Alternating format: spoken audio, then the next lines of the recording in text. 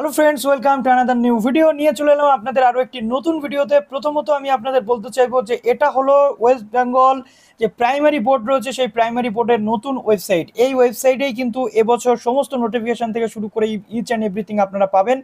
প্রথমত আপনাদের বলতে চাইবো যে 2023 সালে যে প্রাইমারি টেট হতে চলেছে আগামী ডিসেম্বরের 10 তারিখে, আমি অলরেডি আপনাদের ভিডিও দিয়ে বলে দিয়েছি একটা ভিডিওতে, সেখান থেকে আপনারা দেখে নিয়েছেন।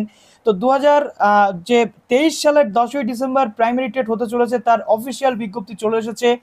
এই ভিডিওতে আমরা ক্লিয়ার হয়ে যাব যে কবে থেকে ফর্ম ফিল আপ শুরু হচ্ছে, কত টাকা ফর্ম ফিল আপের জন্য খরচ, এবং ফর্ম ফিল আপ করতে গেলে কি কি যোগ্যতা প্রয়োজন রয়েছে, বিএডরা এই ফর্ম ফিল আপ করতে পারবে নাকি পারবে না, এবং ডিএলএড যারা অ্যাপিয়ারিং বা পার্সুইং ক্যান্ডিডেট রয়েছে তারা এবছর এই ফর্ম ফিল আপ প্রসেসে অংশ নিতে পারবে নাকি নিতে পারবে না।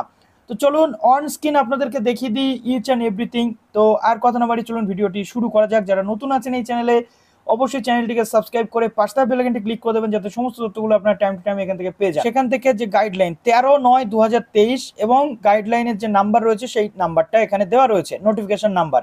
তো 10/12/2023 সানডেতে হতে চলেছে প্রাইমারি টেট 2023 অনুষ্ঠিত। তো এখানে দুটো তিনটে জিনিস কিন্তু খুবই ইম্পর্ট্যান্ট। আমরা এখানে দেখতে পাচ্ছি 2018 সালের যে গেজেট ছিল এনসিটির, সেই এনসিটির গেজেটের এখানে কিন্তু উল্লেখ নেই। অর্থাৎ প্রাইমারি রিক্রুটমেন্টের জন্য এনসিটির যে গাইডলাইন ছিল 25/8/2010 এবং 19/7/2011, সেই যে গাইডলাইন বা গেজেটটাকেই কিন্তু এখানে ফলো করা হচ্ছে। দ্যাট মিনস 2018 গেজেট অনুযায়ী এখানে কিন্তু কোনো রকম বিষয় থাকছে না। প্রথমত এখানে অ্যাপ্লিকেশনের জন্য যে যোগ্যতা লাগবে সেটা বলে দিই। উচ্চ মাধ্যমিক পাশ করে থাকতে হবে, 50% মার্কস থাকতে হবে উচ্চ মাধ্যমিকে, এবং 2 বছরের ডিপ্লোমা ইন এলিমেন্টারি এডুকেশন, অর্থাৎ 2 বছরের ডিএলএড যারা কমপ্লিট করে রয়েছে, উচ্চ মাধ্যমিকে 50% মার্কস রয়েছে, তারা কিন্তু এলিজেবল। এবার বলে রাখি এখানে 45%ও কিন্তু এলিজেবল হবে। কারা হবে? ওবিসি হবে, এসসি হবে, এসটি হবে, এবং পিডব্লিউডি বা অন্যান্য যে ক্যাটেগরিগুলো রয়েছে সেটা। তারপরে দেখুন, এটা ডিপ্লোমা করেছে 2 বছরের, ডিএলএড যারা কমপ্লিট করেছে উচ্চ মাধ্যমিকে 50% মার্কস বা 45% মার্কস, তারা আবেদনযোগ্য।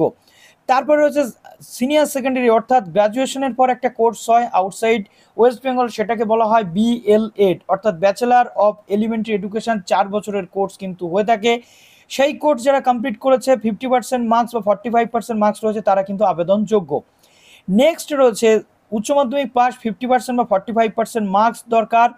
Diploma in elementary education special DElEd, অর্থাৎ স্পেশাল ডিএলএড যারা কমপ্লিট করেছে তারা কিন্তু এবার এলিজেবল। অর্থাৎ ডিএলএড যারা কমপ্লিট করেছে তারা কিন্তু এবার এলিজেবল। আরসিআই অনুমোদিত, রিহ্যাবিলিটেশন কাউন্সিল অফ ইন্ডিয়া অনুমোদিত যে ডিএলএড, অর্থাৎ ডিএলএড ইন স্পেশাল এডুকেশন যারা কমপ্লিট করেছে তারা আবেদনযোগ্য। তারপর রয়েছে graduation and 2 year diploma in elementary education by whatever name known, অর্থাৎ যারা গ্রাজুয়েশন কমপ্লিট করেছে 2 বছরের ডিএলএড কমপ্লিট করেছে তারাও কিন্তু এখানে আবেদনযোগ্য। 5% রিল্যাক্সেশন দেওয়া হচ্ছে কাদের? উচ্চ মাধ্যমিকে 5% রিল্যাক্সেশন থাকবে, অর্থাৎ 45% মার্কস পেলে আবেদনযোগ্য কারা? যারা এখানে দেখুন এসসি, এসটি এবং আদার ব্যাকওয়ার্ড ক্লাসেস, যেটা ওবিসি এ, ওবিসি বি এবং exempted category EC, ex serviceman যারা রয়েছে, ডিফারেন্টলি এবেলড যারা রয়েছে, ডিএসসি বা ডিএইচ ডাইং হার্নেসের মধ্যে যারা মোটামুটি ক্যাটেগরির আন্ডারে রয়েছে, তারা কিন্তু 5% রিল্যাক্সেশন পাবে। গত বছর অনেকেই কিন্তু ভুল করেছিলেন, আপনারা অনেকেই এখানে দিয়ে দিয়েছিলেন এক্সামটেড ক্যাটেগরি। এক্সামটেড ক্যাটেগরি মানে অনেকে ভেবেছিলেন যে তারা হয়তো এক্সামটেড ক্যাটেগরির মধ্যে পড়ছেন, অর্থাৎ অলরেডি চাকরি করতেন বা চাকরি করছেন সেই ক্যাটেগরি, কিন্তু নয়। এক্সামটেড ক্যাটেগরির কনসেপ্টটা সম্পূর্ণ আলাদা। এই নিয়ে যদি আপনাদের ভিডিও লাগে অবশ্যই আমি দিয়ে দেবো। বেশিরভাগ ক্ষেত্রে আপনারা জেনারেল, এসসি, এসটি, ওবিসিতে আবেদন করবেন। যারা এক্স সার্ভিসম্যান অর্থাৎ আগে চাকরি করতেন তারা এখানে আবেদন করতে পারবেন, এবং যারা ডিএসসি অর্থাৎ ডিফারেন্টলি এবেলড বা পিডব্লিউডি ক্যাটেগরি আন্ডারে রয়েছেন তারা আবেদন করতে পারবেন, এবং ডিএইচ অর্থাৎ ডাই ইন হার্নেস ক্যাটেগরির মধ্যে, অর্থাৎ ডাই ইন হার্নেস ক্যাটেগরির মধ্যে পড়ছেন তারা কিন্তু আবেদন করতে পারবেন।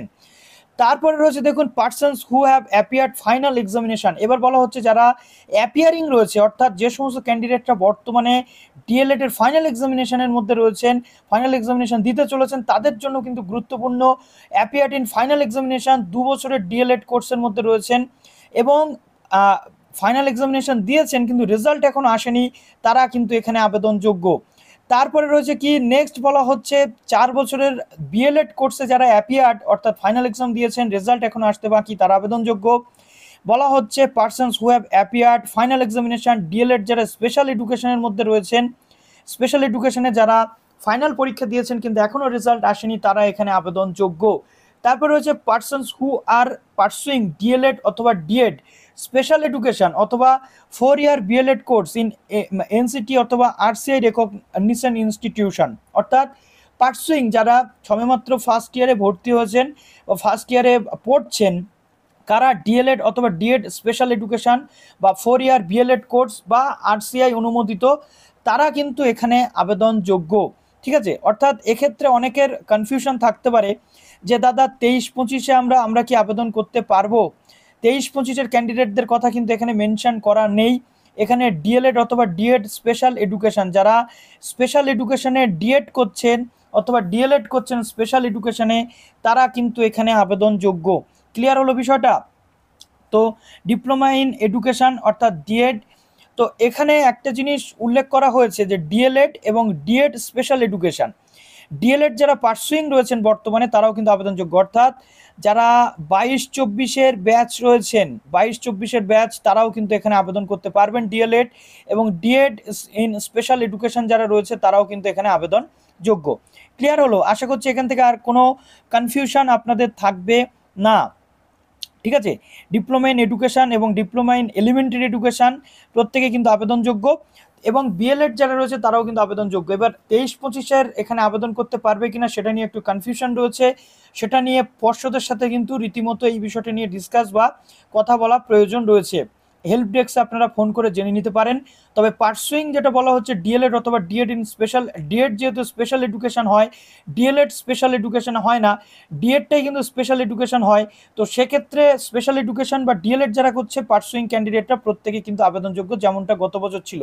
তো সেই দৃষ্টিকোণ থেকে 23-25-এর ক্যান্ডিডেটরাও কিন্তু আবেদনযোগ্য যারা অলরেডি অ্যাডমিটেড অর্থাৎ অ্যাডমিশন নিয়ে নিয়েছেন। কিন্তু 23-25-এর যেহেতু এখনো পর্যন্ত অ্যাডমিশন প্রসেস কিন্তু মোটামুটি কমপ্লিট হয়নি বা ভর্তি প্রক্রিয়া কিন্তু শুরু হয়নি, অলরেডি ফর্ম ফিল আপ চলছে, মেরিট ওয়াইজ এখনও ভর্তি হয়নি, তাদের কি হবে সেটা যথেষ্ট কনফিউশনের মধ্যে এখনও কিন্তু পর্ষদ রেখেছে। আশা করছি এটা পরবর্তী ক্ষেত্রে দেওয়া হবে।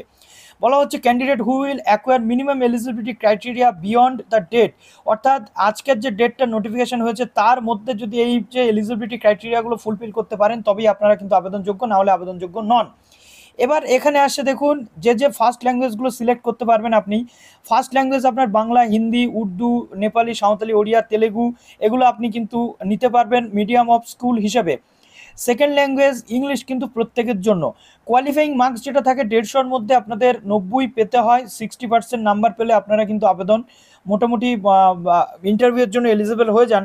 60% এখানে 150-এর মধ্যে 90, এবং SC ST OBC-দের জন্য ওরকম যে মার্কস সেগুলো রয়েছে। 5% রিল্যাক্সেশন সেখানে কিন্তু থাকে, 55% বাদবাকি যে রিজার্ভ ক্যাটাগরির জন্য।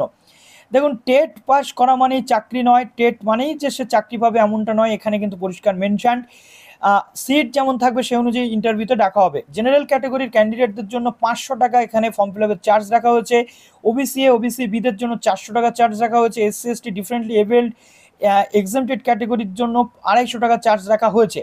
সুতরাং এখান থেকে আমরা দেখে নিলাম যে B.Ed ক্যান্ডিডেটদের এবার চান্স দেওয়া হচ্ছে না, B.Ed ক্যান্ডিডেটদেরও কিন্তু চান্স দেওয়া হচ্ছে না, যেটা গতবার দেওয়া হয়েছিল। B.Ed এবং B.Ed ক্যান্ডিডেটরা কিন্তু আবেদনযোগ্য নয়।